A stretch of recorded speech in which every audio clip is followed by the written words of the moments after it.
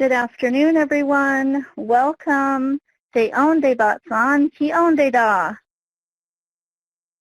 Welcome to our webinar on National Native American Heritage Month, celebrating school readiness in tribal early childhood programs across the United States. We are so excited to have everyone here joining us today, and just wanted to say aho, thank you so much to all of you for taking a moment to letting us know who's here. Thank you so much for sharing your name, the tribe that you represent, and also your role in early childhood. We encourage you, as we go through this webinar this afternoon, we encourage you to use the chat box to ask questions, make comments. We really want to hear from you as we move through our presentation. We are very excited today. So first of all, before we get started, I wanted to go over some logistical items.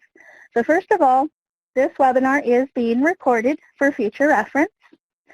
And also, all of the phone and audio lines will be muted to reduce background noise. If you wish to ask a question, we ask that you please press *6 to unmute your line. We also have some resources set up for you to explore, and you can see those resources right above the chat box. On the right-hand side of your screen, it's a box that says Links to Resources. To explore them, just click on the name of the resource you want to explore, and then click the button that says Browse To. Feel free to explore those resources as we go through our presentation. So again, for those of you who are just joining us, we welcome you. We're very excited to have you on the line with us and encourage you to please share with us who you are, your name, the tribe or community that you represent, and your role in early childhood.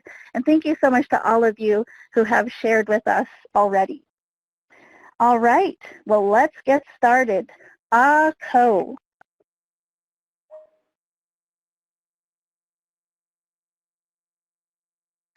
This webinar today is made possible through the collaboration among the many partners that you see here, including the National Centers in the Early Childhood Training and Technical Assistance System, the Office of Child Care, the Office of Head Start, the Administration for Native Americans, the Office on Planning, Research, and Evaluation, the National American Indian Alaska Native Head Start Collaboration Office, the Region 11 American Indian and Alaska Native Head Start Training and Technical Assistance, and the Tribal Early Childhood Research Center.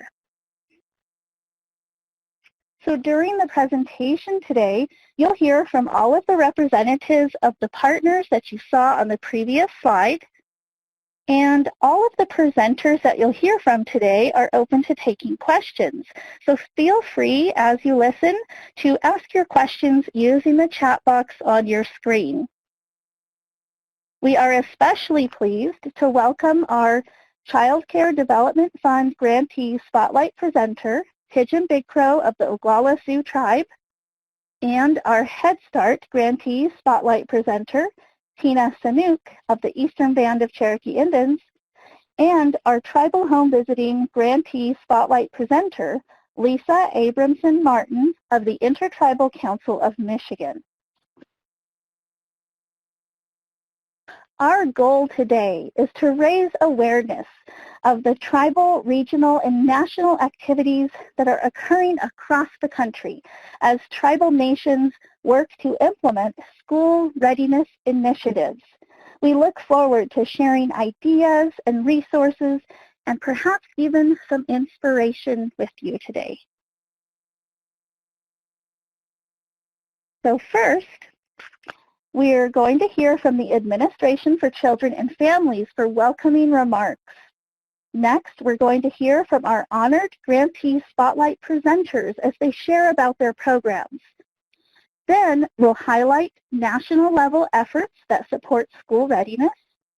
Finally, we'll share some highlights on current research and resources for strengthening school readiness efforts and discuss ways to continue this conversation. And so right now, I'm going to go ahead and turn it over to the Administration on Children and Families for welcoming remarks.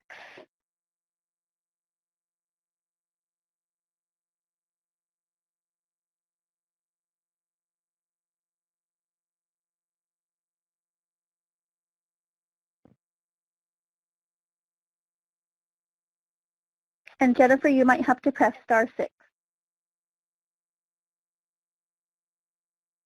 Hi, Melody. Can you hear me then? Yes, we can. Thank you, Jennifer. Yes. Perfect. All right. Thank you, Melody. Good afternoon, everyone. I am excited to be with all of you today. November is the National Native American Heritage Month. This November and every month, we celebrate the culture and the heritage of tribal communities. A year ago, in 2018, we had the opportunity to highlight tribal early childhood efforts to support language revitalization across the nation. This year, in 2019, we are thrilled to celebrate school readiness in tribal early childhood programs across the United States. My name is Jennifer Amaya. I am the content lead for culture and language at the Office of Head Start in the Division of Comprehensive Services and Training and Technical Assistant at the Administration of Children and Families.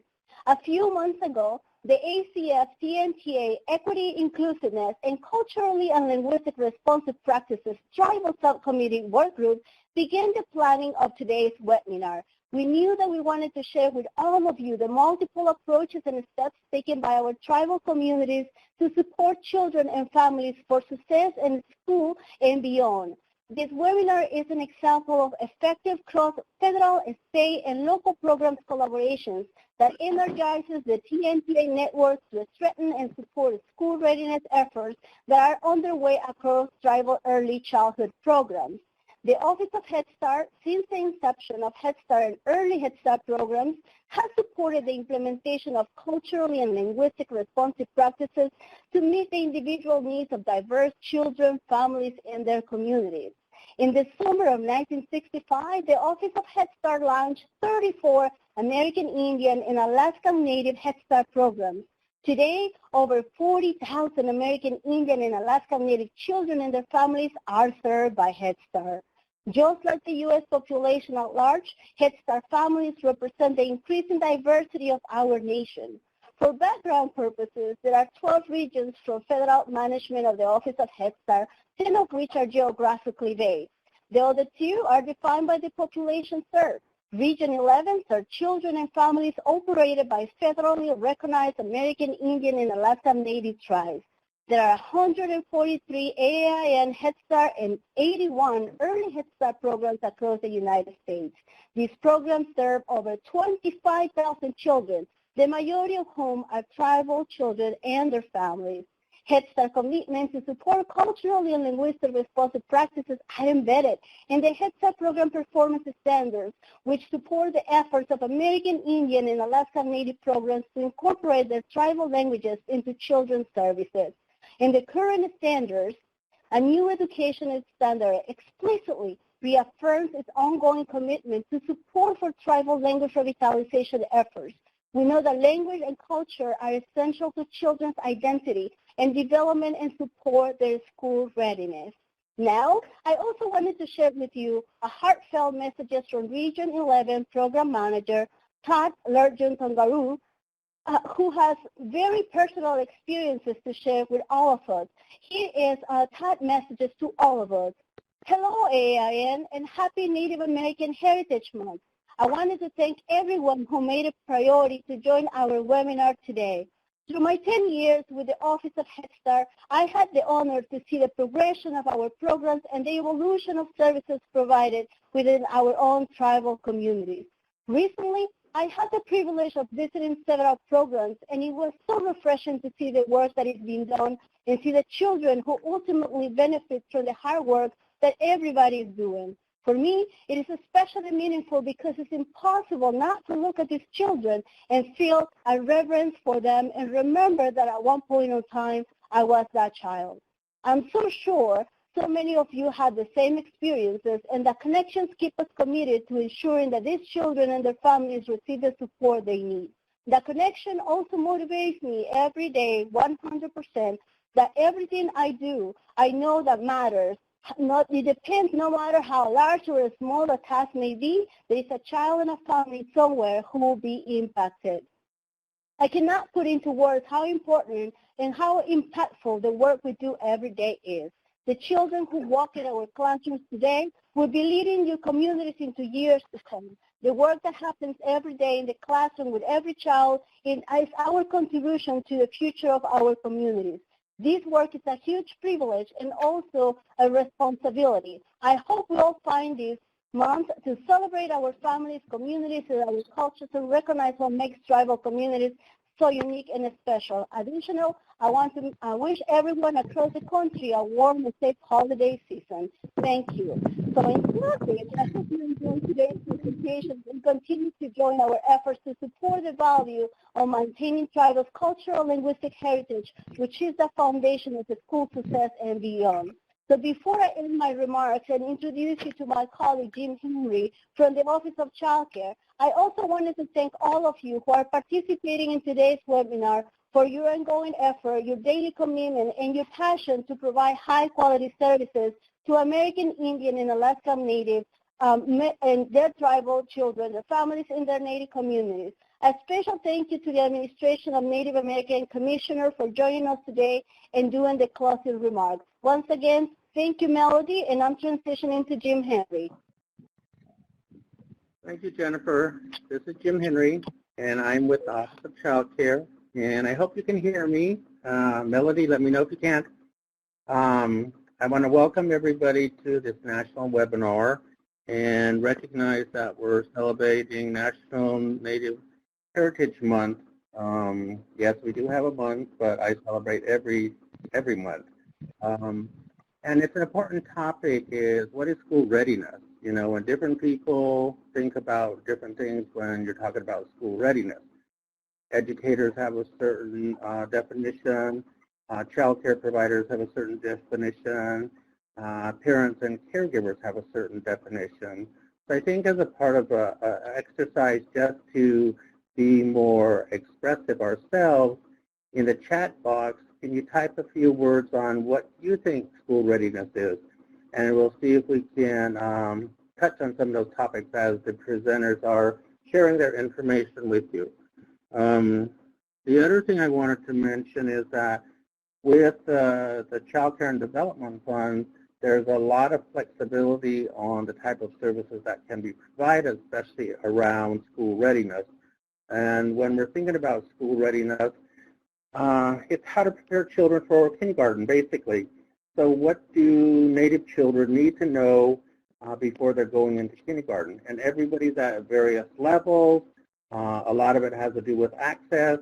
So with our ACF programs, how can we broaden our reach so that we can help prepare our young children for kindergarten?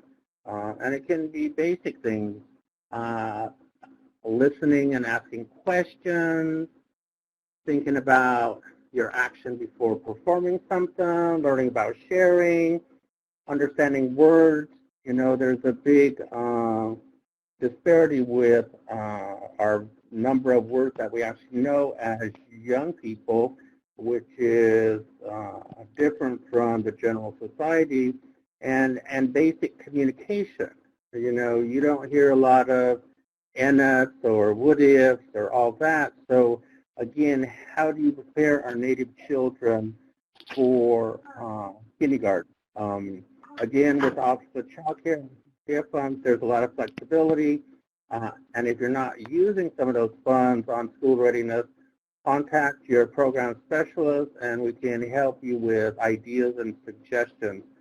So I'm looking forward to hearing from our presenters today about their great experience around school readiness so that they can share their successes. And then as Native people, we're always telling stories, so how do we then share that information with our local communities? I want to thank everybody for their work in putting this presentation together, and I hope everybody enjoys and gets something out of this, and I'm going to turn it back over to Melody. Wonderful. Aho. Thank you, Jim. Thank you so much, Jennifer. We really appreciate both of you joining us today. All right. So with that, we have actually an activity for all of you on the line. So I'm going to go ahead and transition over to my colleague Lisa Ojibwe, and she's going to lead us through our activity. All right. So we have a word cloud for you today, and you'll see an example on the screen. So it's a collective brainstorm, and we'd like each of you to be able to create your own word cloud. So please reflect on a word that comes to mind when you're asked, what does school readiness mean to you? And you'll see the screen change. At the bottom of the screen, it says enter your message here. And so each of you can type at least one word in the bottom center of the screen that reflects what school readiness means to you. You can start with one word, and sometimes you'll think of more words. And as people enter their words that reflect school readiness, you'll see the word cloud start to grow and change. And you can enter as many words as you like for this brainstorm. Start with one, and then as you think of more, you can type them in.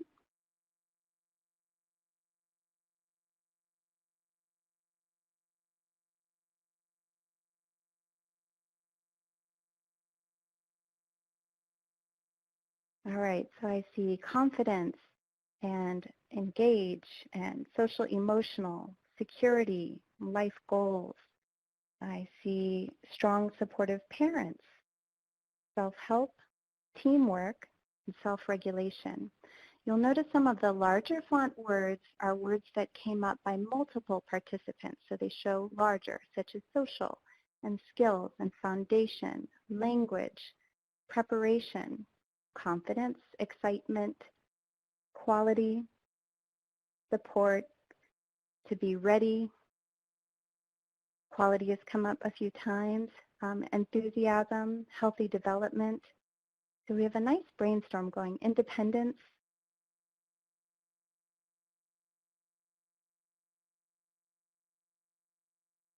and healthy social development.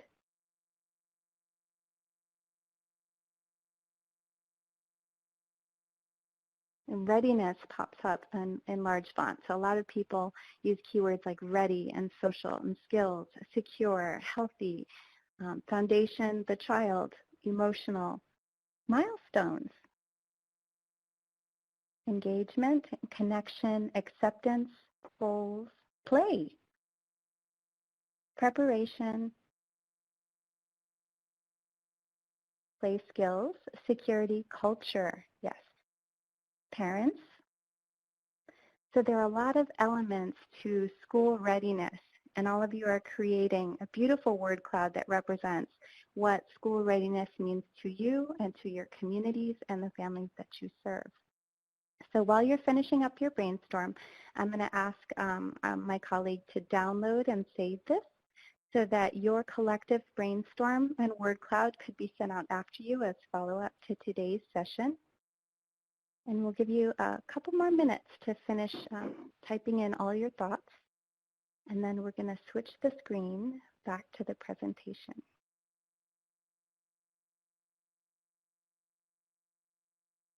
All right, so thank you all for participating in generating this word cloud.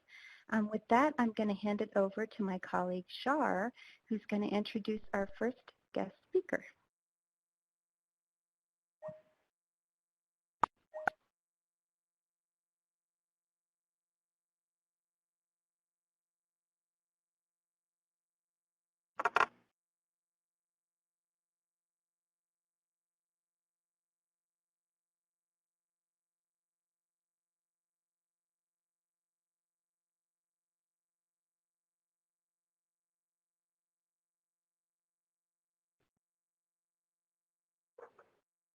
Shar, you may need to press *6 to unmute.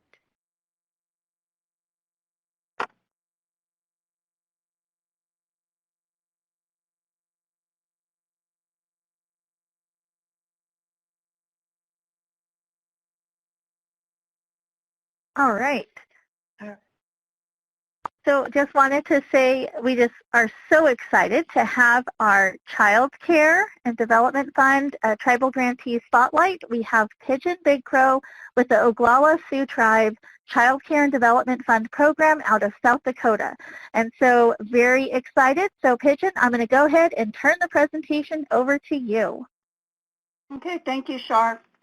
I'm going to ask everyone to reserve your questions to the end of the presentation. I don't see the button to advance the slides.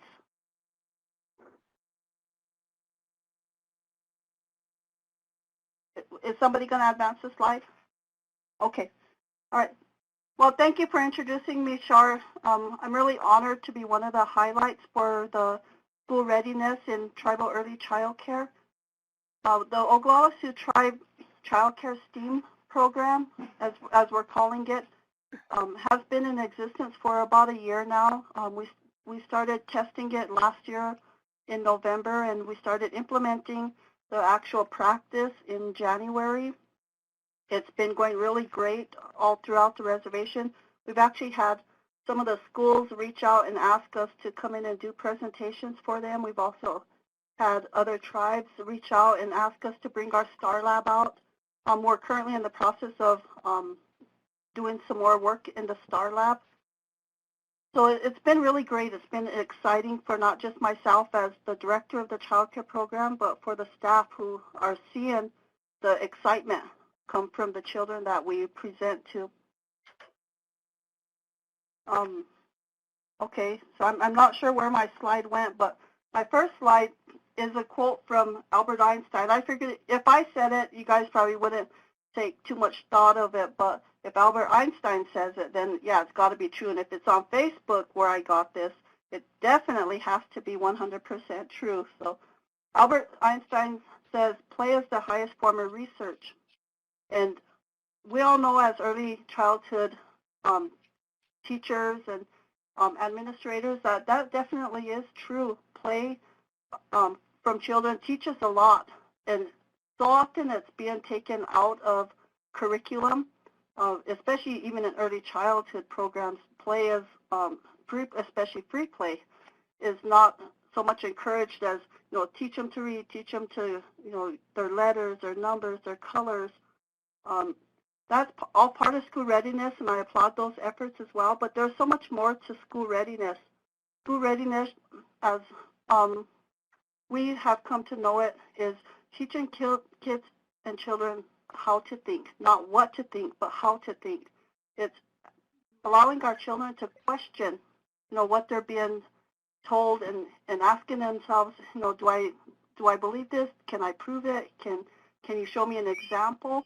So the STEAM program actually offers a lot of those opportunities to our children, and we do it in a way that it's fun. So it makes learning fun. It's not a word. And right off the bat in early childhood, we want to teach our children that learning is fun. Learning is not a chore, and it's something that we can have fun doing. Our STEAM program is offered to all of our age ranges. Child Care and Development offers programming up to the age of 12.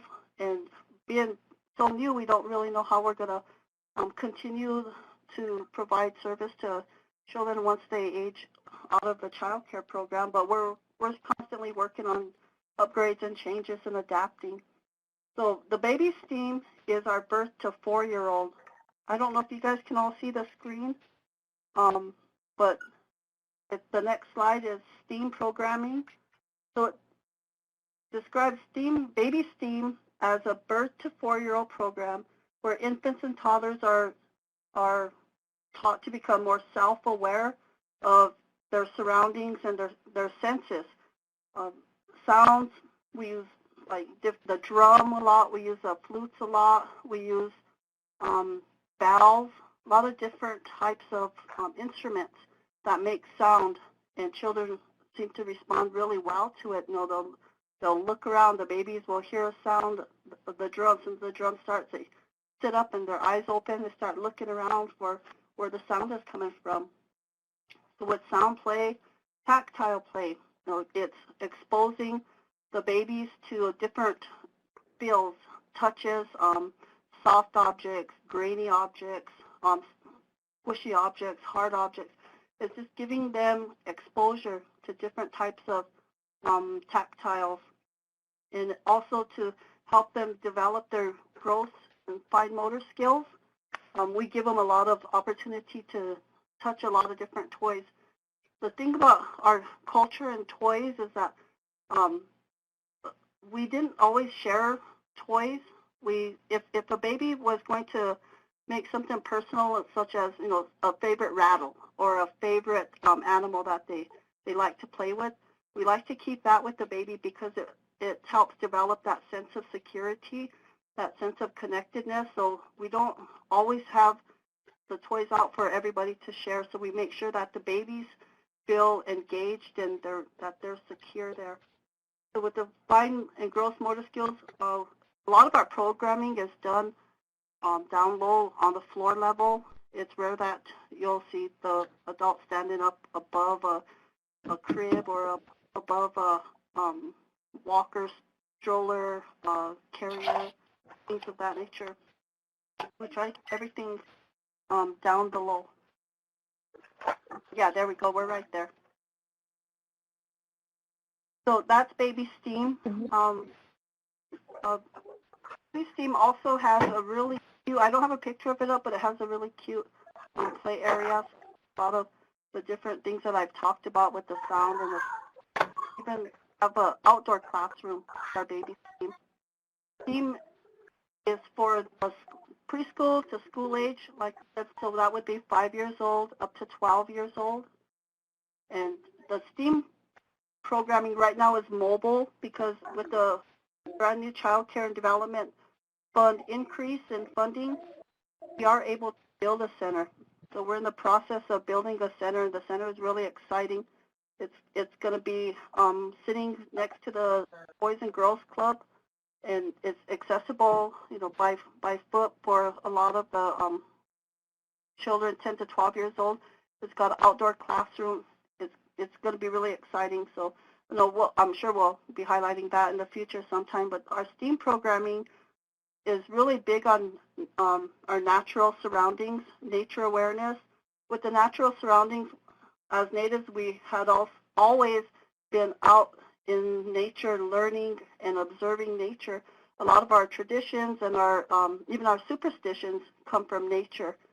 So we want to get a lot of kids out and about in the creek area again. Our center actually runs right next to a creek bed. So there's a lot of exploration going on in the trees and the creeks, using a lot of the natural plants and letting kids know, this is, for instance, our wild tea, our chayaka. What is it good for? It's good for colds. It's good for relieving stress. What are these berries used for? When do you pick them? When do you harvest? How do you dry them? Getting kids aware of the nature around them. And there's so much research going on right now with nature and mental health that we want to make sure that we take advantage of that and give our kids opportunity to be out in nature and just be able to bond with nature, I guess. Cultural awareness, we do a lot of flute music, we do a lot of drumming so that we can help our kids understand how we were connected and how you take care of a drum and how you set up a teepee and why you use the number of sticks you use and poles you use, the covering, how you decorate it. There's a lot to the STEAM. And when we're talking about STEAM and cultural awareness, even putting up a teepee is science. We've had a program come in and talk about their use of the teepee concept in a home and how there's so much science involved in building a home that is shaped like a teepee. But yeah, at the same time, naturally we used to do it and it worked fine. It worked perfect for all seasons. So there's a lot of science. There's technology in cultural awareness. The engineering of building the teepee, the art of decorating it, there's a lot of math because you have to know how to space your poles just right so that it's sturdy. So it's really exciting for the kids to get involved. What we want our kids to be able to do is to problem solve. A lot of times in our communities, we don't give kids opportunities to really think critically and solve problems. We jump in there, and that's natural. No, we don't want our kids to have a hard time, so we jump in there and we help them. But with the STEAM program, we step back and we let them go and we watch them. And there comes a sense of competency from when a child can master, their project or what they're working on, their art project. Once they're done, they're so proud of that. And we want to encourage that pride in our children so that when they do have accomplishments, they can feel that, hey, I'm competent, I've mastered this, I'm worth something. We want to build, first of all, resiliency, because a lot of times in our communities, we get to a point where it's so easy to give up, and we see that a lot with our different types of health conditions and our suicide attempts and completions, that there's not a whole lot of grit. So one of the big things about the reason why we went into the STEAM programming in the beginning was to build resiliency. And again, we want our kids just to have a lot of fun learning. These are some pictures of what some of our activities, all different age ranges. This one's not baby STEAM, but our early childhood STEAM project that we did. And you can see that every one of the children are number one, having fun. They're engaged. They're interested in what's going on. They want more. When it's crazy because when it's time to leave, the kids are crying to stay. They're fighting parents. I don't want to go. I want to stay. I want to play. And they're learning. And you can walk up to them and you can say, so what did you learn? And they'll say, learn. I just played. And then, well, if you start asking them, well, how about the string slime? How did you do that? Well, the water is cold, and then it makes it do this, and then they'll start to tell you how things started to react. They'll start to tell you what they've learned.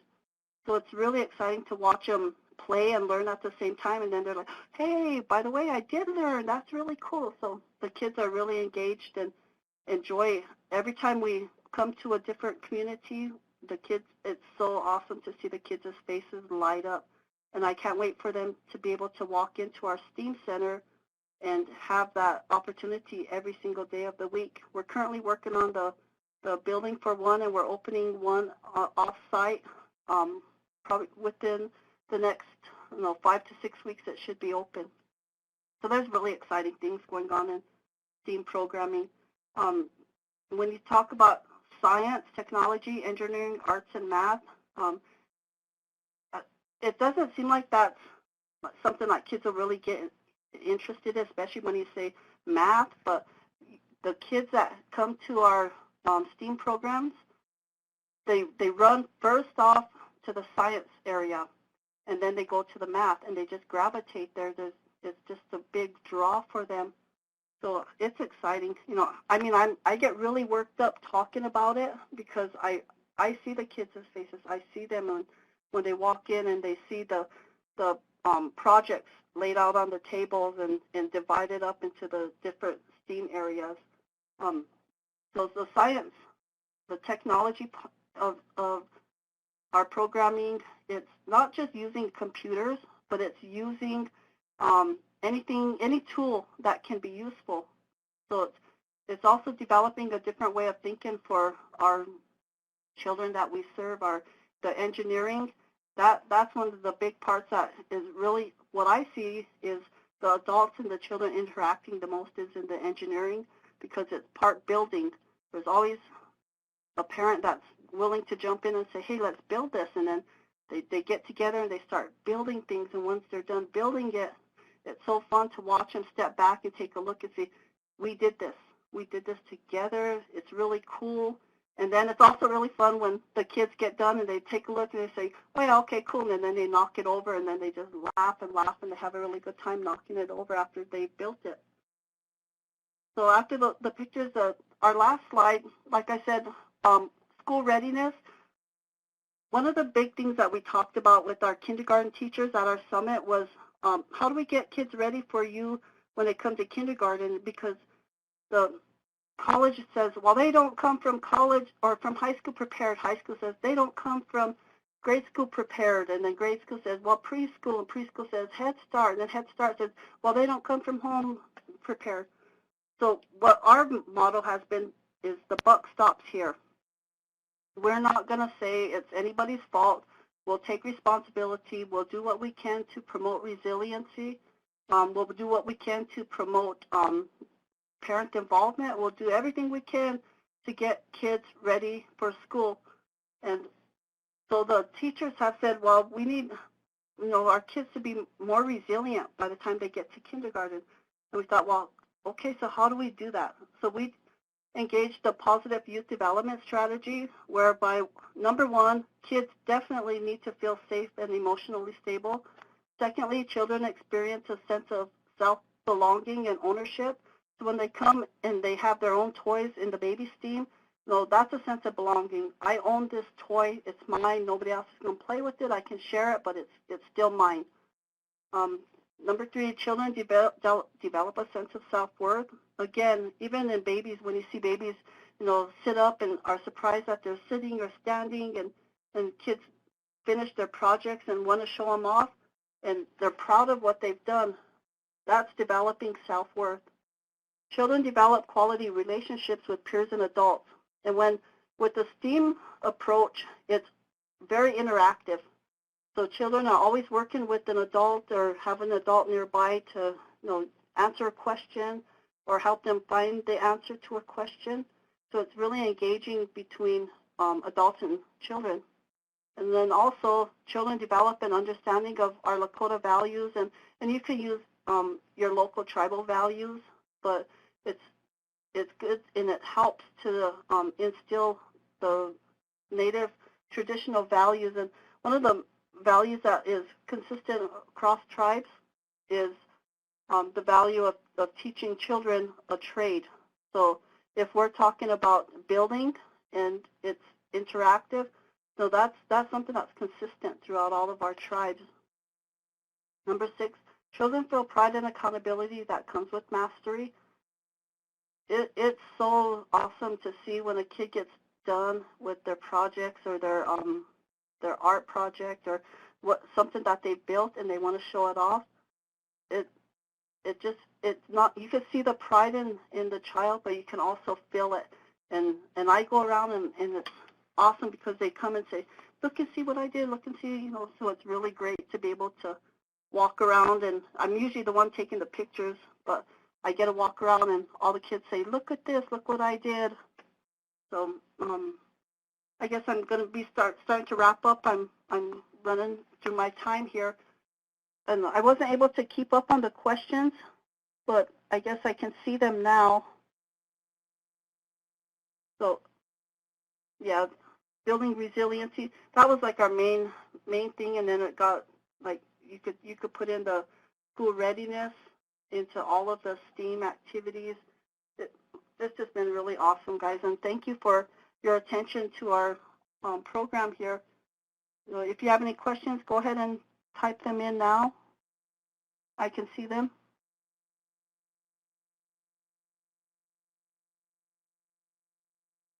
Carol said they are using all their senses to explore STEAM activities.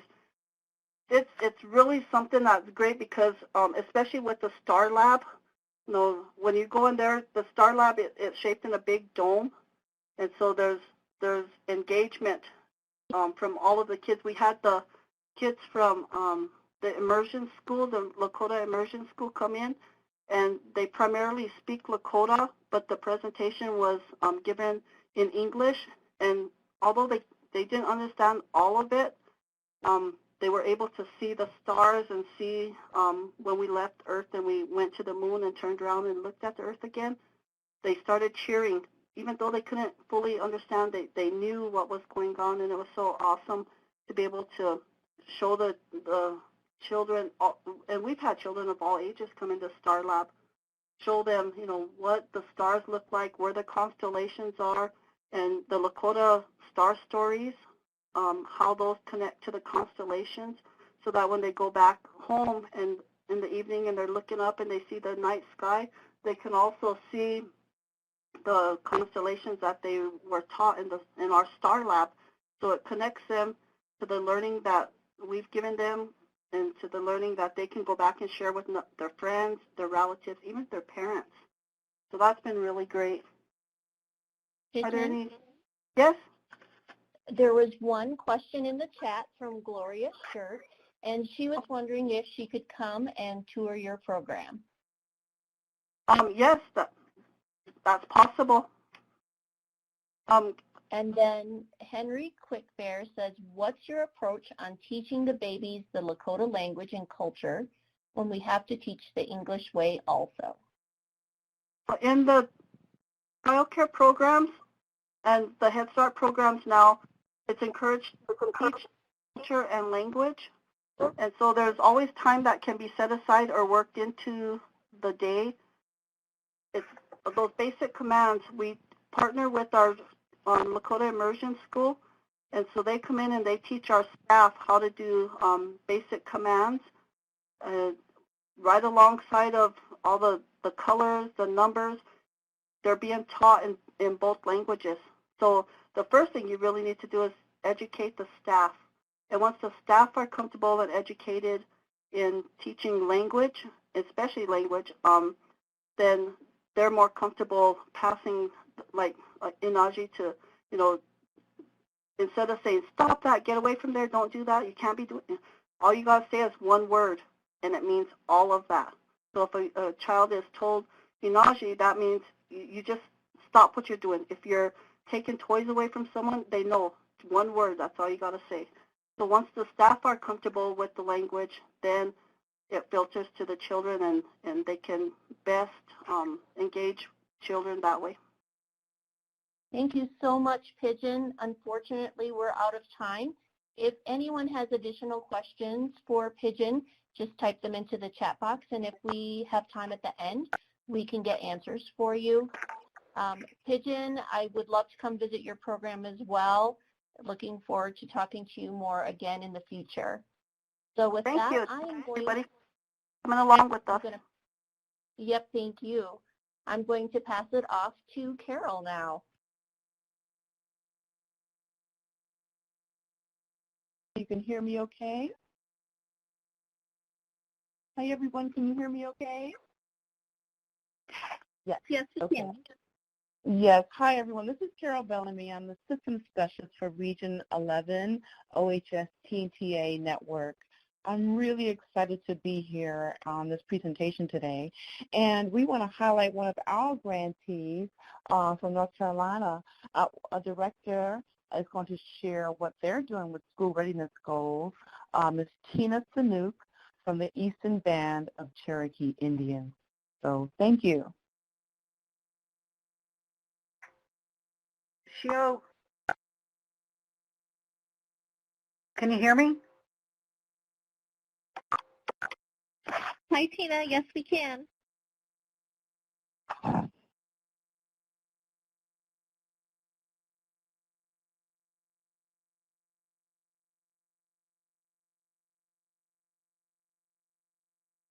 In the webinar today. I appreciate it and am really honored to be able to share and just highlight what we're doing here with the Quality Boundary Head Start and Early Head Start program.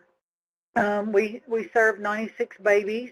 That includes our tribal children that are fully funded by the tribe, and our Head Start program. We have 144 Head Start children. And so for my presentation is just to focus on one aspect, and that is our social and emotional development. And I think Pigeon touched on it a number of ways very eloquently when she talked about children and just tuning in with them and really building those relationships with adults and what that looks like. And that's our primary focus when we begin our new school year in August, is really what babies do we have, what children are returning, we try to look at that continuity of care and having staff move with the babies to a larger classroom, so they're literally just moving to the classroom that gets the bigger playground per se as that child ages toward a 2-year-old and transitions over to Head Start. And we do the same thing on the Head Start side and keep that same teacher with that child for 2 years. So we're really wanting to build a good relationship with that adult. And when I worked with 0 to 3 for the maltreatment of infants and toddlers, our supervisor would always say, babies need one person that's crazy about them.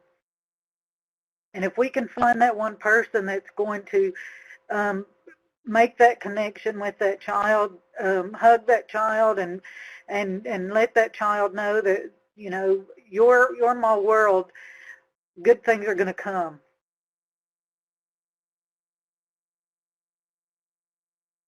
So, and a part of that is really getting down to developing those positive relationships and interactions. We have a number of ways that we do that. One is we build baby books that represent children and their families. We have community corners, and you can see that in the picture there. That's our 7 clans.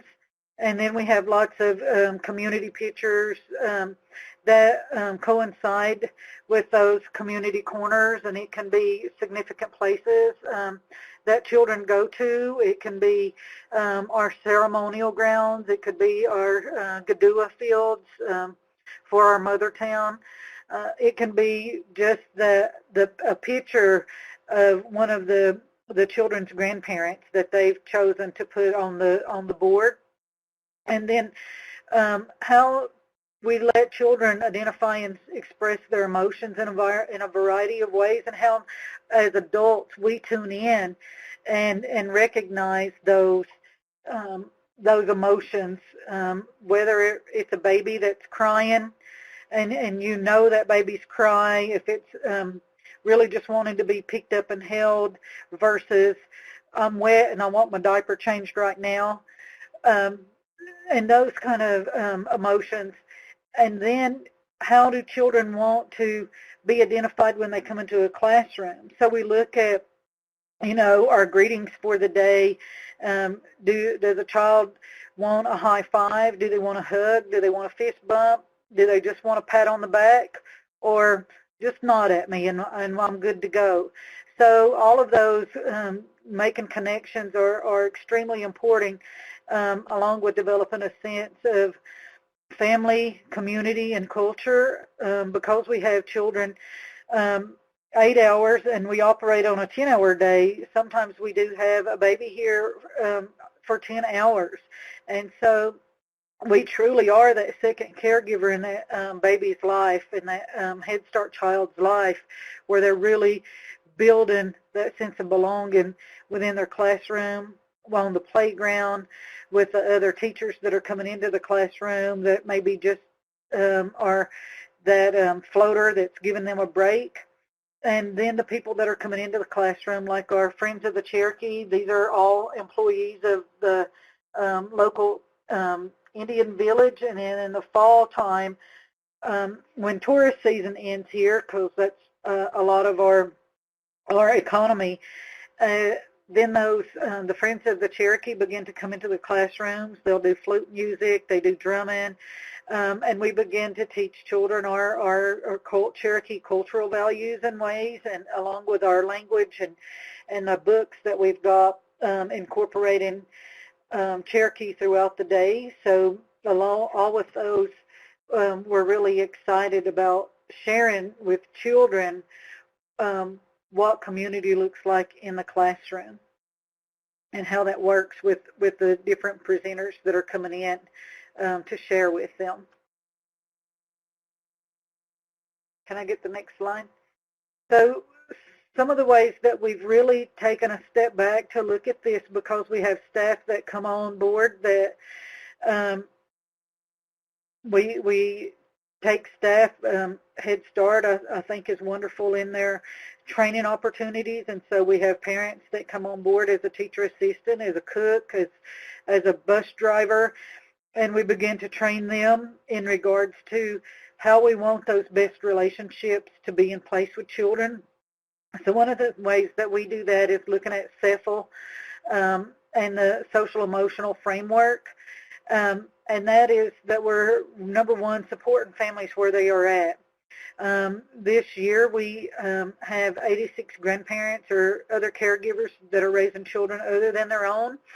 And that's due to substance abuse issues and other traumas that are happening here in our community. We as our revenue with the gaming enterprise has increased, so has a lot of local crimes that we didn't used to have, and so that sense of identity and really finding their way or not losing their way has been very difficult for a lot of our Cherokee families.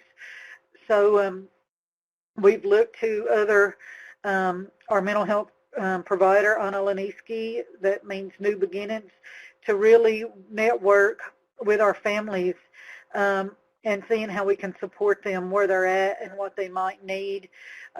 Really having some significant grandparent activities that are going on, or fatherhood activities, which have been going really, really well, and that ties into our family goals and seeing what is happening there.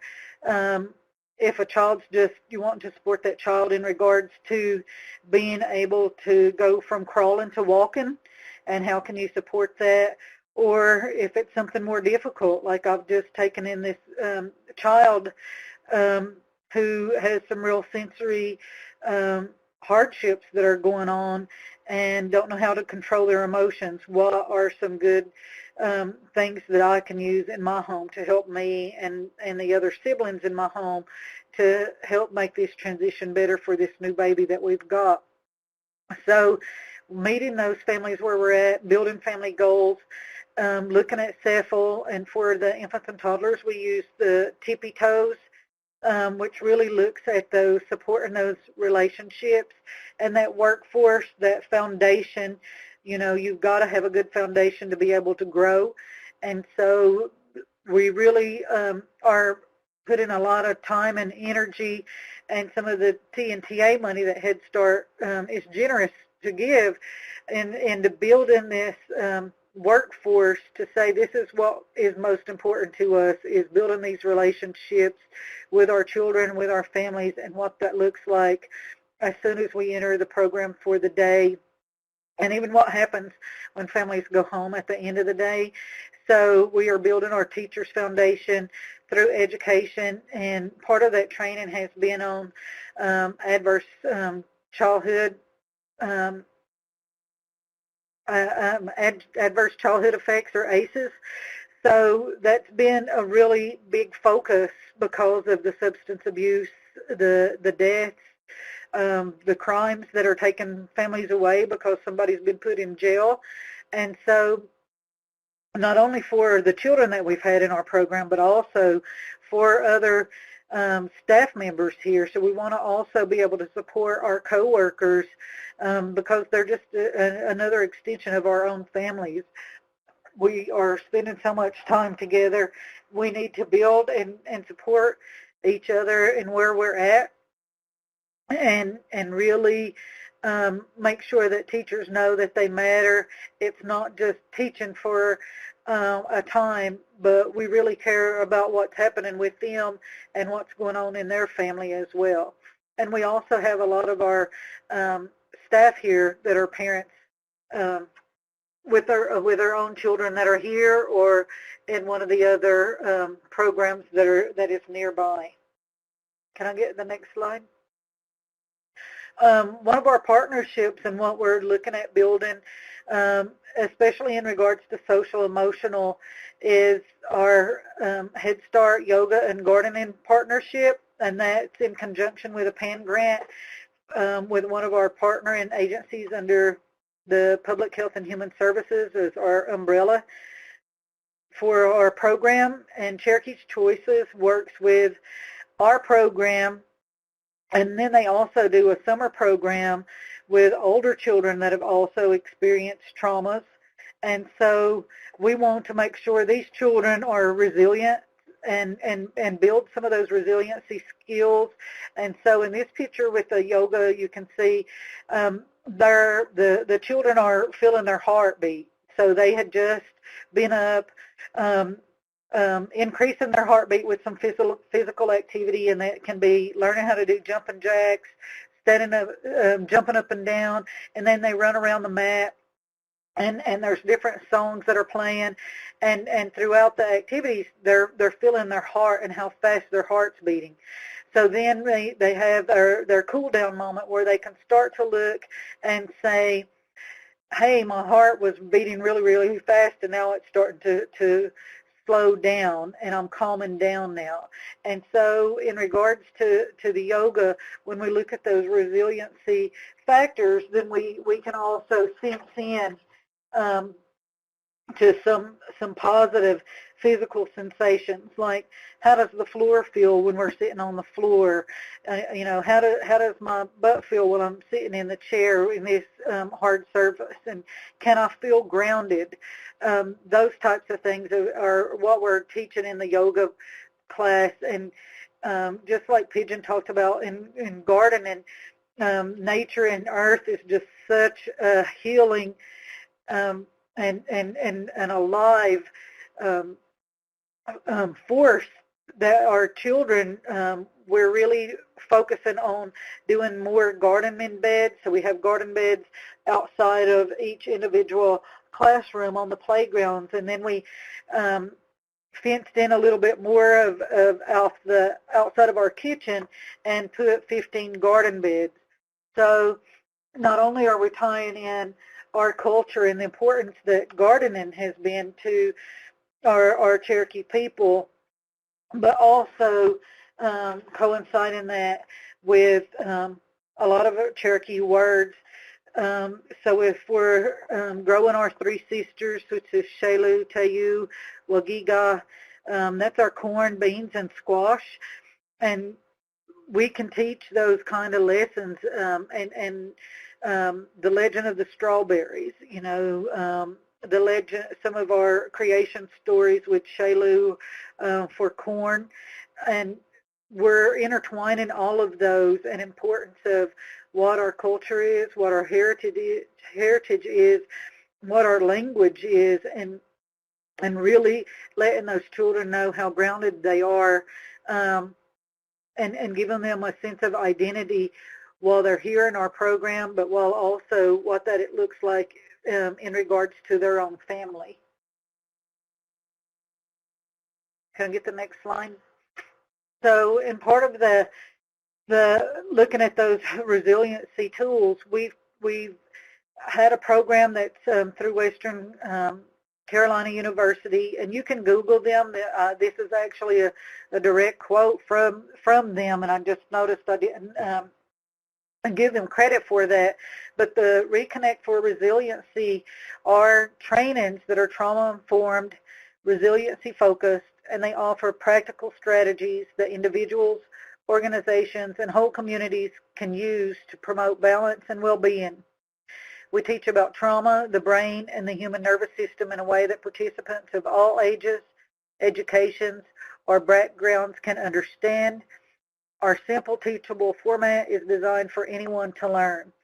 So we've looked at this, and we're also looking at 4 of our staff to be able to be a champion trainer. This is one of the best trainings that our staff have tuned into. We have coordinated some funding with multiple programs, so we're not the only funder. Cherokee Choices and Gadua Academy, our Cherokee Language Academy, we all teamed up and pulled some money together to get them to come in and train about 120 staff together. And it was a very, very good training where staff recognized some of the survival responses they had in maybe their own early childhood experiences, and then in various groups being able to look at those type of resiliency tools. And we even had a young teacher that came up and said, well, I wish I would have learned some of these resiliency tools, or that my mom would have taught them to me. All I knew how to do was to fight. And she said, and I know my mom did the best that she could. This was a new awareness for me, and things that I can go and change about me and how I'm teaching my own children, but especially for what I'm doing in the classroom with the children that I'm working with. So we had some really good feedback, and we're looking forward to continuing our Reconnect for Resiliency trainings with our staff and continuing to grow with them. So this is my Ustiona, my little bear, Cameron Sanook, and he is my 3-year-old grandson, and he's with me here in our program. We came in today, and he said, Nene, I want to go see my friends. And I said, we're on a snow day. No friends are here. It's me and you, buddy. So he was like, okay. So we had to go check his classroom to be sure. Shkee, thank you. And does anybody have any questions? Thank you so much, Tina. This is Carol Bellamy. I don't see any questions in the chat box, but now is the time if anybody has a question to ask Tina about the information she shared.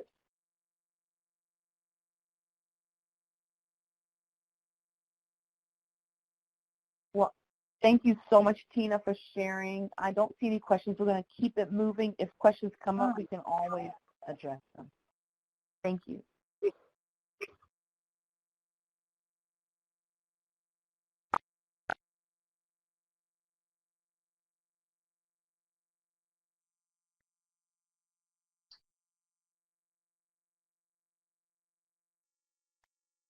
Good afternoon, everyone. This is Jessica Barnes-Najer, and I have the pleasure of introducing Lisa Abramson Martin from the Intertribal Council of Michigan, and she is going to share some work that she has done with their tribal home visiting program.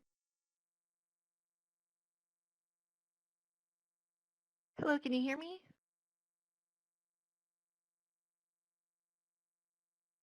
Hello?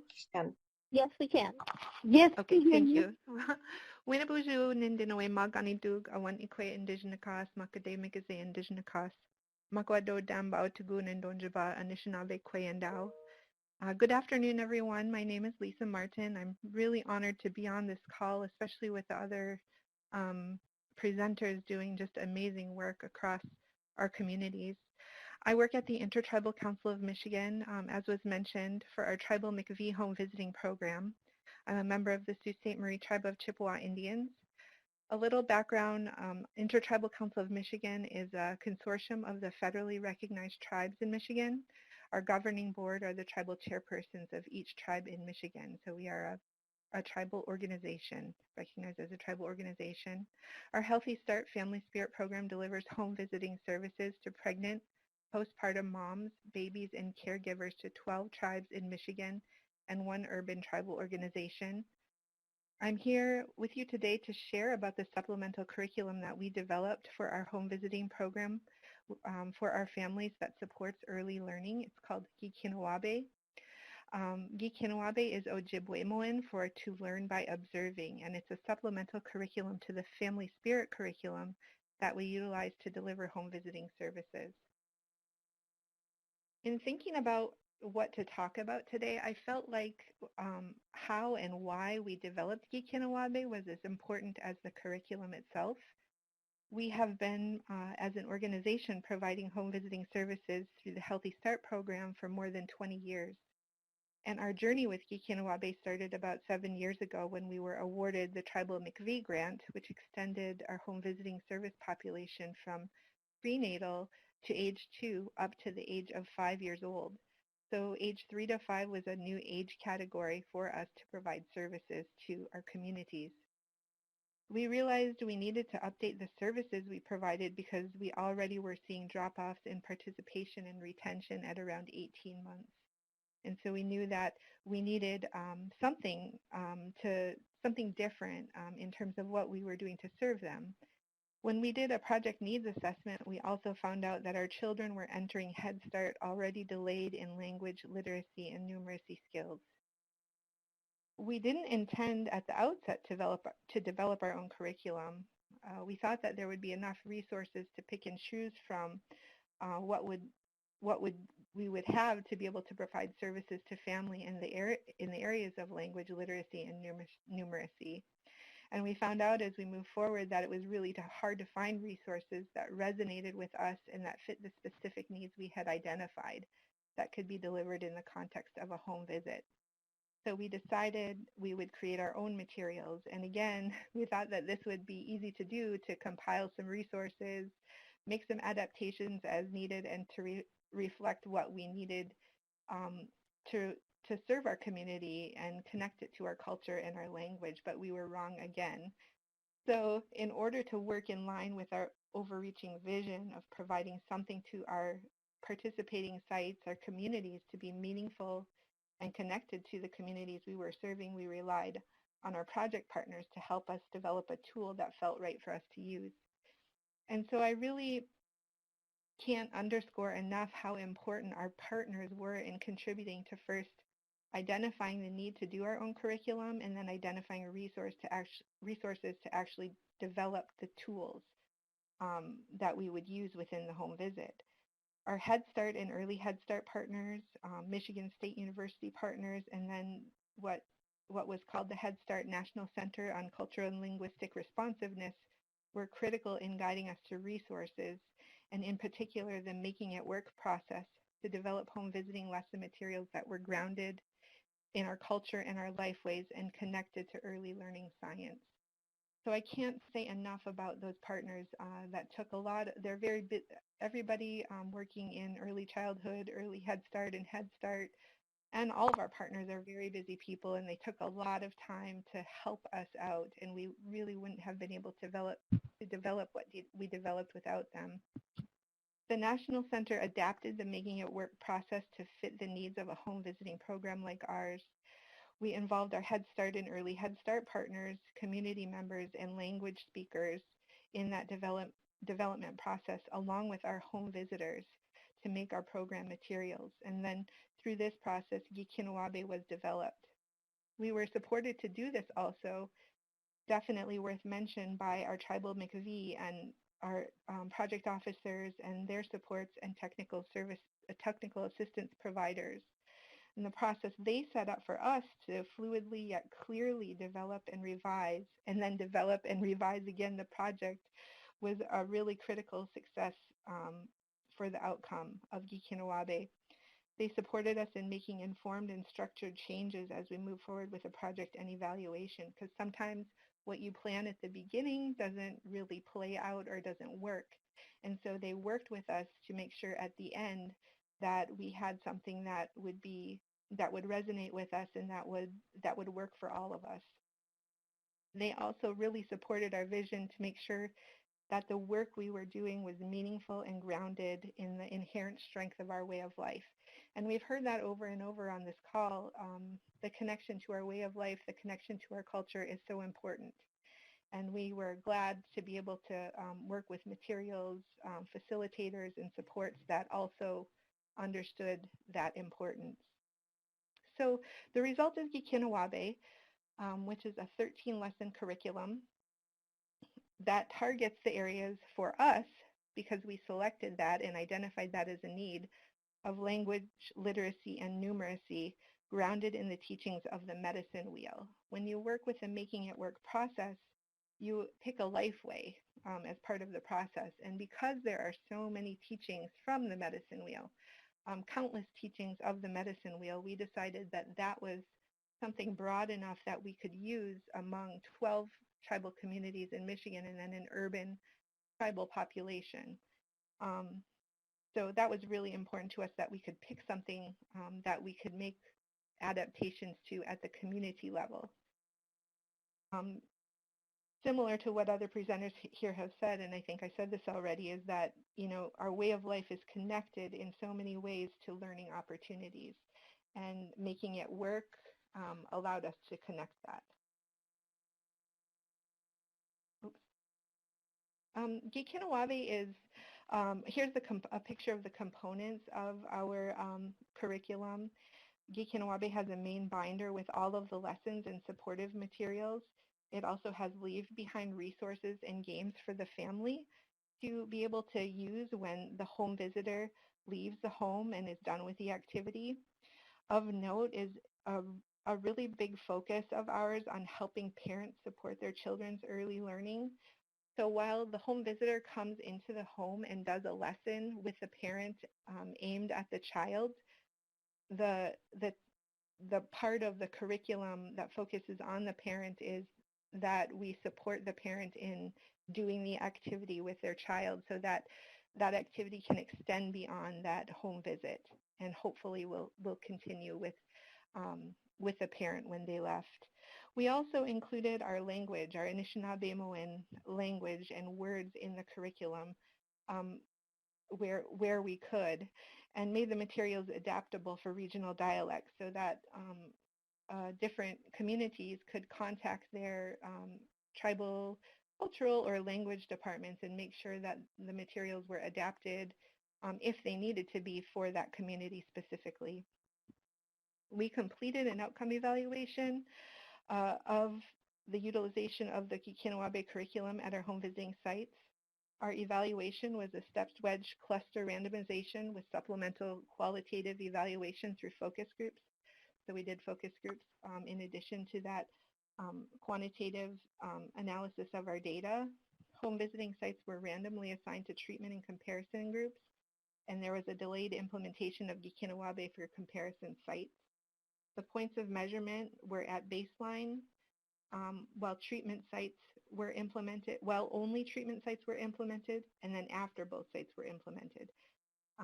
And then focus groups were completed with treatment group parents, comparison group parents, treatment group home visitors, and comparison group home visitors. So we tried to collect data and information and input from everybody that was involved in the process.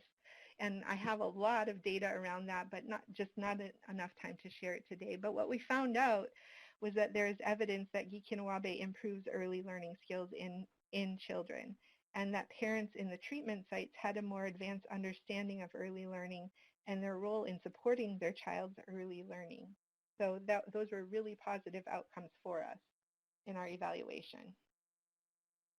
I think in essence, one quote that captures what we learned, especially from the focus groups that we did in asking parents and home visitors about Gikinawabe, is this quote: "In my opinion, parents are more excited about materials that are culturally focused. So if they are excited, they are more likely to use it with their child. Sometimes there's just not a lot of materials out there, and sometimes it's just hard to get parents excited. And if the parent is excited, the child will feed off of that." And that's from one of our home visitors. And then other major lessons around the process and implementation. I think we really learned, I think we have this like inherent understanding around this, but it really showed up in the evaluation findings, is that culturally grounded interventions targeting early learning are effective, sought after, and valued around tribal community, valued by tribal communities. Our families connect and respond to content based on our language and culture.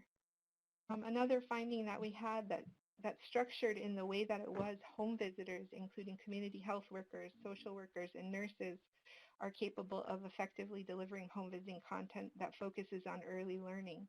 And so somebody that might not necessarily be trained to deliver early learning lessons were able to effectively do so when it was put in the right format.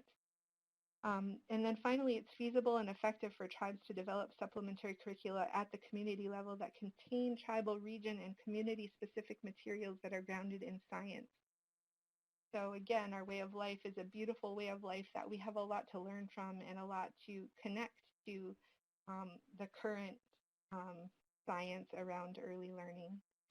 We're currently in the process of developing a second edition of Gikinawabe to update it with what we learned from this first implementation of it, and so we're really excited about doing that. And finally, I just wanted to share with you the contact information for our team. I appreciate you all for listening in today, and again, I'm grateful to be part of the presenters that are on this call today. Thank you.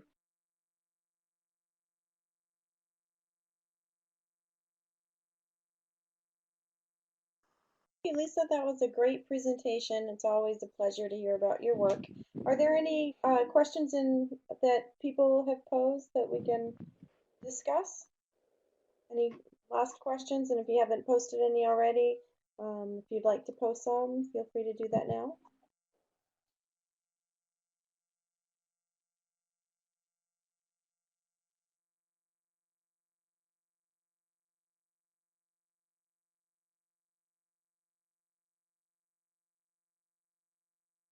I see a question around family spirit being the main curriculum that we use and asking if we added our own cultural elements. So family spirit is the main curriculum that we use, but we made an additional supplemental curriculum. So we didn't make big changes to the core family spirit curriculum. We added our own lessons around early learning to that curriculum. So I'm hoping that's answering the question.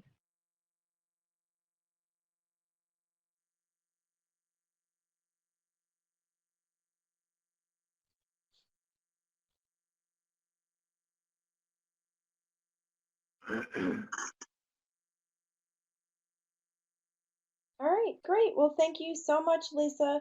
It was, again, wonderful to hear you present in this lineup of amazing projects that have been shared and programs.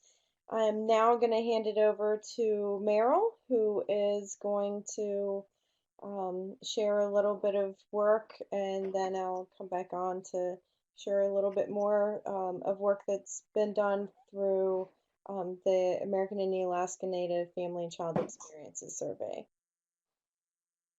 So welcome, Meryl. Thank you, Jessica. Can everybody hear me? Yes, okay. I can hear you. So my name is Meryl Borovsky.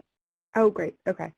I'm Meryl Borovsky. I work in the Office of Planning, Research, and Evaluation in ACS, and it has been my honor for the past several years to serve as the project officer of the American Indian and Alaska Native Head Start Family and Child Experiences Survey 2015, or AIAN FACES 2015.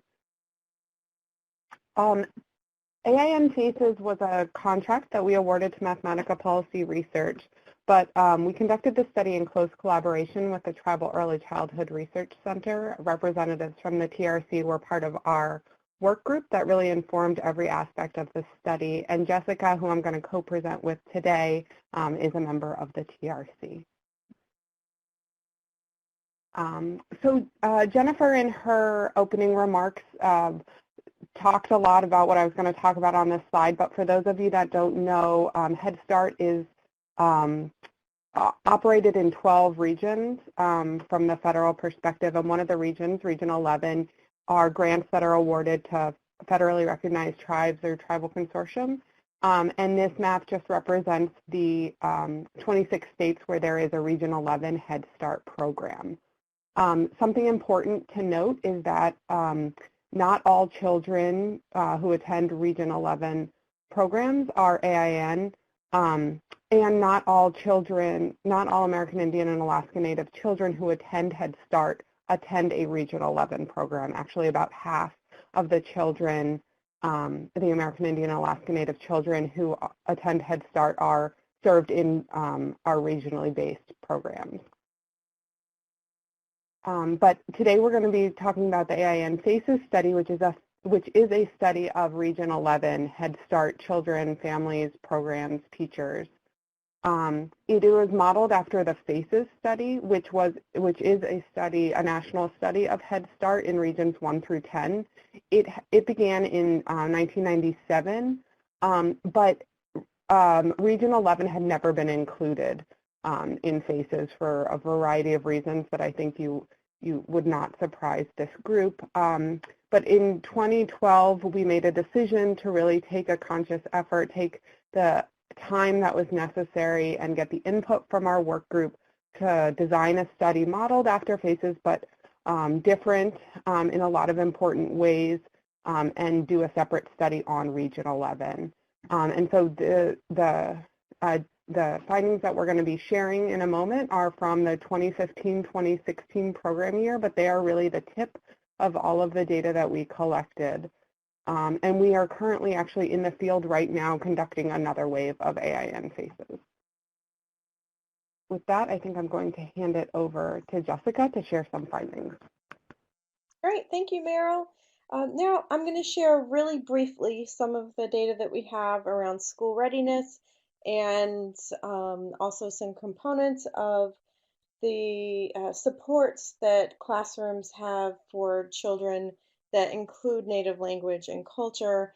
I would just like to note, as Meryl just said, this is just a tiny, tiny little bit of the data. So when we're talking about school readiness here, we're just looking at expressive and receptive vocabulary skills and mathematics skills. And just so that we can focus this, but we of course have lots of data on social emotional development, health, as well as lots of other aspects of children's lives. And we also have data on the types of cultural and language experiences that children have at home and in their communities as well. So with that said, we'll go ahead and dive into the data that we have here. As you can see, children's receptive vocabulary scores improved over the program year here. This is a significant improvement. And although the average for fall and spring scores were within one standard deviation of the national average, so they are below that national average, as you can see, that red line. We do see that that standard score did improve over the course of the year from fall to spring within that year. It's important to note that this trend is common. This is something that we see in the main FACES data as well as many other studies that look at particularly low-income preschool children's academic readiness skills, particularly these particular types of academic readiness skills, the cognitive components. So when we look at children's expressive vocabulary scores, we see a similar pattern in that we see an increase from fall to spring. We see that those scores don't quite reach that national average level, but again, they are increasing over the course of the year, and that increase is significant. And when we look at math scores, we see the exact same trend of increasing from fall to spring. What's important to note within this pattern is that, as Lisa described, a lot of the children coming into Head Start are coming in with these, coming in behind regarding these particular types of school readiness skills. And so programs are really having to provide a lot of support in order to move them up so that they do get closer to that national average. Okay, so now we're going to move on to culture and language and our data that we have here. And so here we're examining the culture and language supports in the classroom. And it's important to note that about 15% of children in our study, as well as in Region 11, are not American Indian or Alaska Native. These data represent all Region 11 children, so they represent the American Indian Alaska Native children as well as those who are not. And when we move here, we see that 84% of children in Region 11 Head Start have at least one lead teacher, assistant teacher, or paid aide who's American Indian or Alaska Native. And we also conducted observations in the classrooms. This is one of the tools that we developed within the work group to examine the types of cultural supports that are in the classroom. And we see that 86% within that observation, 86% of children in Region 11 Head Start had at least one type of cultural item in the classroom, and 58% of those children with a cultural item in the class actually used that item during that 4-hour observation.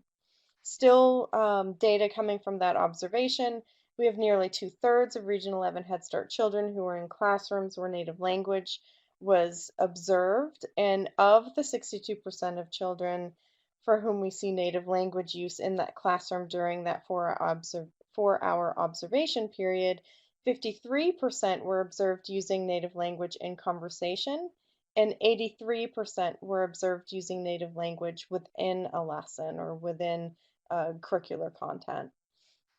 Now, this represents data coming from a teacher report. 56% of children were in classrooms in which they were reported to have received a native language lesson, that it was a part of what happened in their classroom.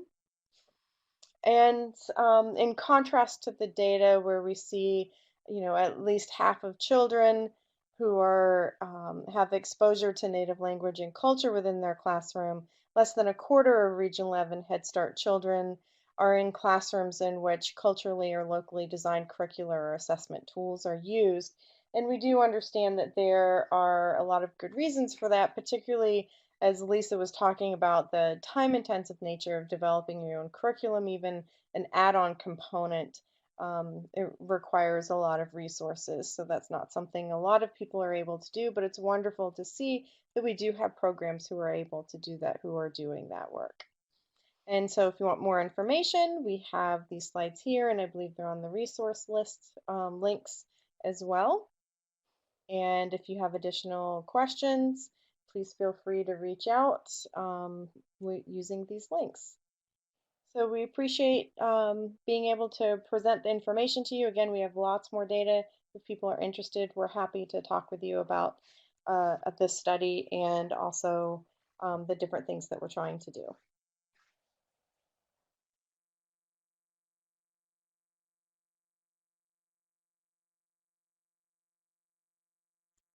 Well, I guess I'll go ahead and, in the interest of time, pass it over to Mike Richardson, and thank you for your time again.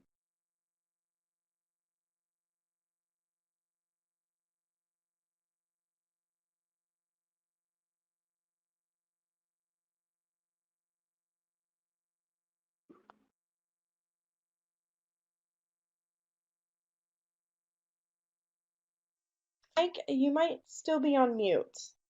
You might want to press *6 to unmute. Okay, can you hear me now? Can you hear me now? Can. Yes, Mike. Okay. Mikito Michin Kiho Masukunan Jaki Law.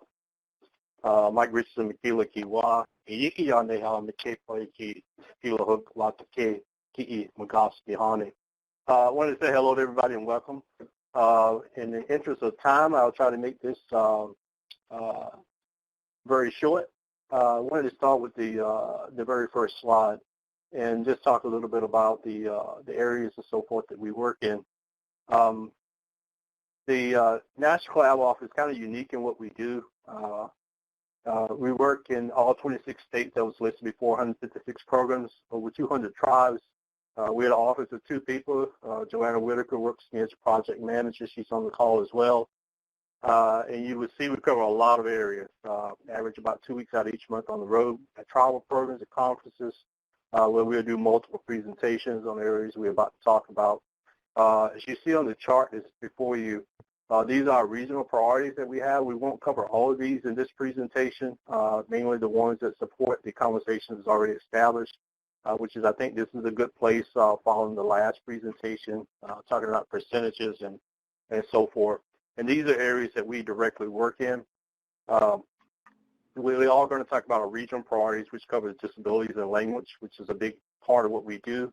We also work with state school systems to ensure continuity. And in that, that's part of the transition process that we will cover. Partner with child care systems. Any of our priority areas, we work to support our local tribal child programs that have a child care programs that have a tribal Head Start, early Head Start. So basically, any work that I'm doing with our Head Start programs, if they have a Indian child care program there as well, we do everything possible to support them also, whether it's in transition or whether it is with language revitalization. Expansion, access to high-quality workforce, development opportunities for staff. We work with all 37 of our tribal colleges, universities. We're part of the AIAN board meetings, as well as work with our local colleges and universities to ensure all of our staff, regardless of position, have access to good quality education from certificates to PhD level. Wherever they're looking for, we try to support them with this. Due to the remoteness of some of our programs, this can be a challenge at times, but we try to work to find a solution no matter where our programs are at. Everything we do in collaboration with our office is about relationship and developing a pertinent networks and resources that support our tribal children in all areas. Next slide, please.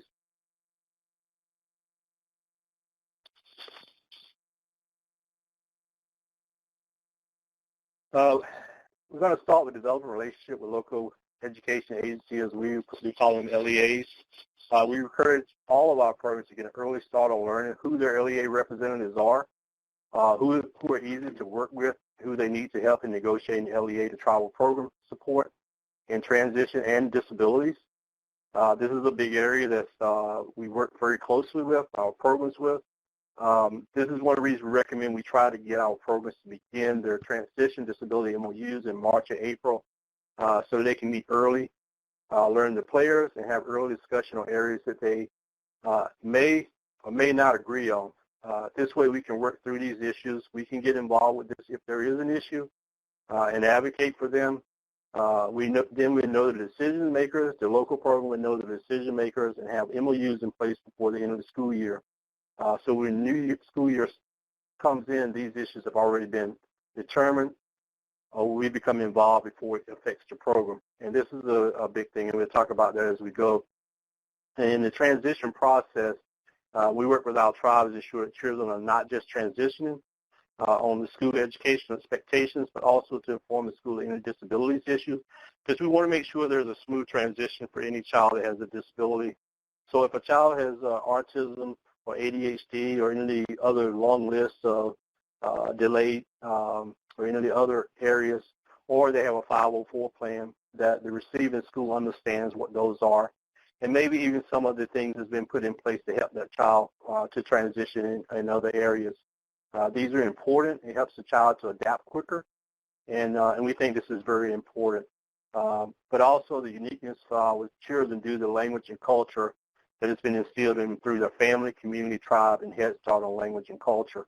We want to make transition for our children as smooth as possible with the receiving schools, understanding and respecting the difference they may relate to language and culture. So that's a big thing. We want to make sure that they can be assessed, that they're not going to be put in delayed status just because they're answering slower than some children would. Doesn't mean that they are slow in their thinking. It just means they may be translated in two different languages. So we want them to know that, and this happens with any language just about, that sometimes kids that do speak more than one language, they're more intelligent because they have to process more, but they may be a little bit slower in responding just to the fact that they are processing in more than one language. And what we see with our tribal languages is that because there's a whole different process of thinking, that may be even a little bit slower than it would be with, say, a language like Spanish, because the way of looking at things is totally different. And we totally respect that and want the schools to respect that as they receive our children in, and not let it be a negative, but to be a positive. Because it's been shown that children that speak more than one language do better in every other area. On the disability side, we're the Region 11, AIAN, Head Start, Early Head Start, lead on disability advocacy. So basically, we're the people that's going to go out and advocate for our tribes when there's an issue at the local or the state level. So when there's an issue going on with the LEA or the child is not getting the services that it should be getting, then we're going to do everything possible to ensure that all of our tribal children receive all services needed. And we work to ensure our receiving schools work with us to provide all service regardless of location or what they see as limitations. We follow the IDA laws, and the same thing if there's a 504 plan in place, that they understand what that is and how the receiving is going to need to view that. Due to limited funds and resources, this is an area we spend a lot of time supporting our tribal programs, because between the states and the LEAs, they will always use that as a reason maybe not to provide service or to limit services or be delayed in the time frame that they do, and these are totally not acceptable to us. So we work very hard to ensure that doesn't happen. Okay. So all services mandated by law are being received by all of our tribal programs. That's our passion and priority to do that. With the MOUs, it goes hand in hand. We work with our tribes to help support them in working our MOUs with their receiving schools that includes both disabilities and transition process. This can be everything from having an IEP to the transition process of when the teacher should be coming out to the school, the kids visiting the school, that type thing. Language and culture, this is a big passion for me. As a language lead for Native American, Alaska Native Head Start, Early Head Start, we work with our tribal Head Start, Early Head Start programs to develop and maintain sustainable language programs from early Head Start into transition into kindergarten and up. We also have worked to put on state-level language summits specifically for early childhood, inclusive of child care. This has been done for 3 years in Washington State, 2 years in Montana, and we'll be in Minnesota, Wisconsin next week for the first time doing one there. We work from the tribal level to the national level, partnering with ANA, NIEA, OIE, BIE, Smithsonian Linguistical, many other partners. We're looking at ways to develop curriculum around the language and culture, which with the new regulations better supports this. This allows for a better, more culturally defined environment for the children while still preparing children for K and up. If a program tells us they want to develop a language program, we do everything possible to support them. Encouraging programs to develop traditional food programs is another area that we've gotten into, and bringing age-appropriate games back to be used. And when we mean that, we mean games from that particular tribe. So there's traditional games within the tribe. We want to be able to see them within our programs. And sometimes they have to be modified a little bit just because of the age of the children. And the tribe makes that decision on what they want to use and not. And then we can look at, can we modify it to fit that age children, or if we need to come up with something else. And there may be some that we share between tribes as we move forward. But there's a good way for children to take pride in who they are and to understand their traditions through the food and their games while basing it around the language. And everything goes back to that foundational language, and that's what we support. And our main thing is we're supporting language to the point of with it being a conversation goal-driven program. In other words, that we're looking for a program to start with basic words, so by the time the end of the school year, there's basic conversation going on. That was our goal. Some programs are not there yet or have the resources or speakers to make that happen. But our end result is we would like for all of our children to be in immersion programs. And until then, we want to have as many children as possible as part of a conversation-based program. The last thing is collaboration between tribal, local, state, federal entities, support program, school readiness activities. Everything we do is centered around developing relationships, as I said earlier. Knowing who to reach out to plays a big role in bringing about productive relationships. And we do that. We have a lot of collaborations with a lot of people from all levels. If they impact our early childhood programs, we have some type of relationship with them, and we're constantly growing that relationship.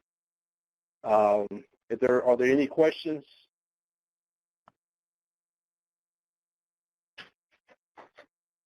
Okay, with the time frame, if there's any questions, we'll try to answer those within the chat area. And from there, we will now transition to Steve Schumann, National Center of Early Childhood and Wellness. Thank you, Kilo Hooks. Thank you, Mike. Thank you, everybody, for hanging in there. This is so much great information. I'm Steve Schumann. I'm with the National Center on Early Childhood Health and Wellness. We are led by the American Academy of Pediatrics, working closely with all of these partners to promote health, safety, and wellness through high-quality, practical resources and approaches. Today, I'd like to share 9 health strategies that early childhood programs can use to support children's learning and development. The first one is that children enter their Head Start or child care programs at different developmental levels and with a variety of health needs. Promptly identifying children's health issues and assisting families with referrals and follow-up connects young children to services as early as possible, which leads to school success. Culturally and linguistically responsive practices result in more effective services for families, which is why it is so important to acknowledge each family's health beliefs, traditions, values, and preferred language. Number 2, Activities that ensure children have ongoing access to health care and promote healthy routines play a critical role in preparing children for later learning. Implementing and monitoring strategies to reduce the spread of illness, such as hand washing, can result in improved attendance, which also supports school readiness. Number 3, in an environment that is free from hazards, children can safely explore and try new skills. Using developmentally appropriate equipment, furniture, toys, and supplies keeps indoor and outdoor environments safe. By ensuring that children's experiences are challenging but low risk, early care and education programs help children grow into learners who try and safely master new skills. Number 4, young children's mental, social, and emotional health is built through positive interactions with those around them. Responsive caregiving lays the foundation that supports children's social and emotional learning, including how to manage emotions, cope with stress, and develop meaningful relationships. 5, children with better attendance have higher kindergarten readiness scores.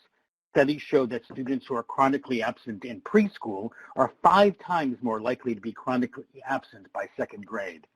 Using evidence-based criteria to make decisions about when to exclude children who are ill reduces unnecessary absenteeism. Policies that make it clear to staff and families how to tell when a child is well enough to attend can promote more consistent attendance. 6, young children experience many transitions from home to early Head Start, between different early care and education settings, and from preschool to kindergarten. When families and programs share details about health services with local schools and early care and education programs, they are better able to support continuity when children experience these transitions.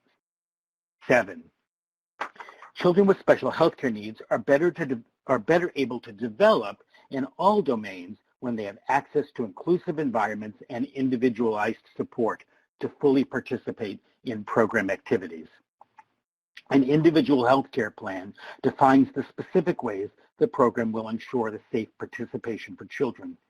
Care for children with chronic health conditions requires close communication with families. This team approach encourages coordination and puts children on track for school success. 8, adults with access to easily understandable health information are better consumers of healthcare services. Helping families understand screening results, referrals, and illness and injury prevention helps them advocate more effectively for their children's health care and education. 9, school readiness really starts with a healthy pregnancy and even earlier. Programs can help families learn about pregnancy and how to support each baby's development. Pregnant mothers with early and consistent prenatal care have better birth outcomes. New families who have postpartum support are better able to nurture their growing infants. The National Center on Early Childhood Health and Wellness believes that school readiness begins with health, and our soon-to-be-released document, Health Strategies to Support School Readiness, further discusses these 9 strategies I just shared and builds on ideas described in Healthy Children Are Ready to Learn. My colleague, Deb Mazzio, will share these and many other resources. Deb? Thank you, Steve, and hello, everyone. I'm just going to share some of the wonderful resources that are available through the national centers, and I'll just encourage you again to look at the links to resources box, and also just remember that you'll receive a follow-up email with the resources that are mentioned on these slides. So you'll find resources from the National Center on Early Childhood Health and Wellness. There are resources from the Early Childhood Quality Assurance Center on continuous quality improvement. You'll also be able to access several resources from the Parent, Family, and Community Engagement Center. We have resources from the National Center on Early Childhood Development, Teaching, and Learning. Several of these resources are around the Making It Work suite of resources that were mentioned earlier in today's presentation by Lisa, and how they use Making It Work for their home visiting cultural curriculum. And there are also these final Head Start resources that we wanted to make sure you all are aware of, and particularly the one on tribal language revitalization that can help you with getting started and developing a strategy and implementing language revitalization.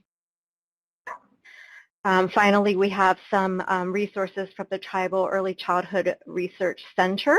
You'll be able to read more about the center and the partners and their annual conference called the Native Children's Research Exchange Conference, and also in that last link here, detailed information on the AIAN FACES study that was discussed in the prior slides. And we hope to continue to engage in further conversations with you after this webinar is over. I know there was a suggestion Melody made to Henry about posing questions to the field in My Peers. And so My Peers is our collaborative platform. It is free and it's very easy and quick to join. If you just click on the link on the side, you'll look for the two communities that you see on the screen, the AIAN Language and Culture Community, and the CLRP for short is the Culturally and Linguistically Responsive Practices Community. We hope that you'll join these two communities and talk with other early childhood professionals and with us about the resources you found more useful or any challenges you might be experiencing, and ways that we can support with one another. And so with that, I will turn it back over to Melody to close us out. Thank you so much, Deb. All right. Well, I just wanted to say again, thank you so much, everyone, for joining us today. And thank you so much for all of the wonderful discussion and conversation. So exciting, and I really encourage all of you to continue the conversation. So with that, we're going to go ahead and wrap up our webinar. And in order to do that, I'm going to go ahead and transition over to our ANA Commissioner, Jeannie Hoagland, and she is going to provide some closing remarks. And I'm going to go ahead and turn it over to you, Commissioner. Thank you, Melody. Chante Washtana Pechu Zapisho. Good afternoon. I greet everybody with a good heart. This is Jeannie Hoagland, Commissioner at the Administration for Native Americans. I want to say thank you to our ACF colleagues for this fantastic webinar highlighting school readiness. I especially want to thank our tribal program presenters, Pigeon Big Crow, Tina Sanook, and Lisa Martin for fantastic presentations. In our tribal communities, the youth are always one of our most important priorities because they are our future leaders and the future of our tribal nations. Studies of educational attainment for American Indian and Alaska Native youth show that strong cultural identity and parent involvement correlate to better outcomes. So it is important that our tribal members, from elders to culture bearers and elected leaders, are part of developing and implementing the programs. At the Administration for Native Americans, we have been proud to provide grants to community-based projects that focus on setting up students and families for success. Some of our previous projects have created culture and language-specific preschool curricula, helping tribes or tribal organizations start their own preschools or high-quality child care programs. Some projects provided culturally grounded professional development and certification for early childhood educators at tribal colleges or other institutions of higher education. I've been fortunate to visit some of these projects in my time here at ANA as Commissioner. Each project has reflected the culture and traditions specific to that community. There is no cookie-cutter approach or standard approach, as you all know. That is why the resources shared on this webinar are so valuable to individualize the approach to school readiness to fit the local community. The work shared today is a testament to the program staff all over the country that are dedicated to ensuring that our children have the best preparation possible for their future education by including both culture and families in a thoughtful and intentional way, setting those students and families up for the best possible success. I want to join the organizers and guests on this webinar in celebrating these achievements because they are making a difference to thousands of children and families, not just during Native American Heritage Month, but every month of the year. So I say thank you to all for participating today, and thank you for the work that you do throughout the year. Back to you, Melody. Thank you so much, Commissioner. We really appreciate that. And again, thank you so much to everyone who has joined us. We encourage you to give us some feedback. Let us know some ideas that you might have for upcoming webinars. We'd really love to hear from you. So thank you so much, everyone. With that, we are going to go ahead and close our webinar. Be on the lookout for some